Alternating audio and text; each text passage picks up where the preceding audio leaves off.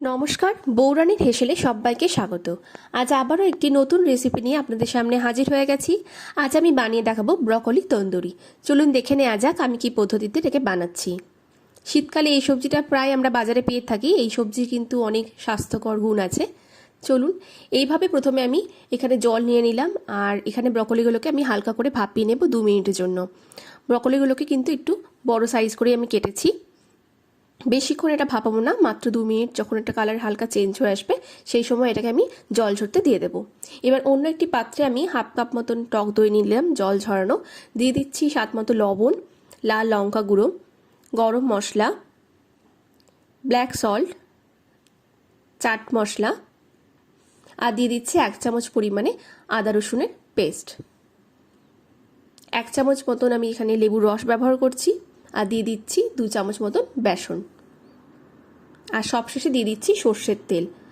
এখানে আমি প্রায় 1 চামচ পরিমাণে সর্ষের তেল ব্যবহার করেছি। অবশ্যই এটা সর্ষের তেল ব্যবহার করেই আপনারা করবেন। এবার এই সব কিছুকে ভালো মতন মিশিয়ে নেব। বেশ কিছুক্ষণ সময় ধরে এই মশলাটাকে আমি মিশিয়ে নেব, যাতে সমস্ত মশলা খুব ভালোভাবে মিশে যায়।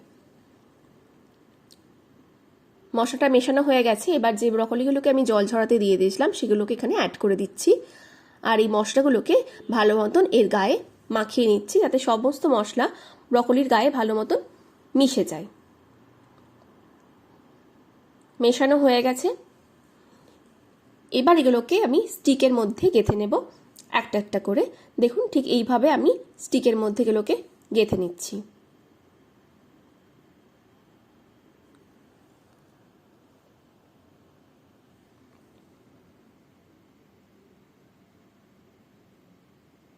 একইভাবে বাকিগুলো আমি গেঁথে নিলাম।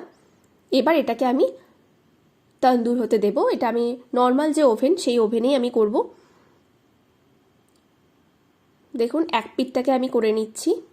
এটা ততক্ষণ অবধি করবেন যতক্ষণ না এখানে একটা হালকা বার্ন বা কালো রং হয়ে আসবে, সেই অবধি।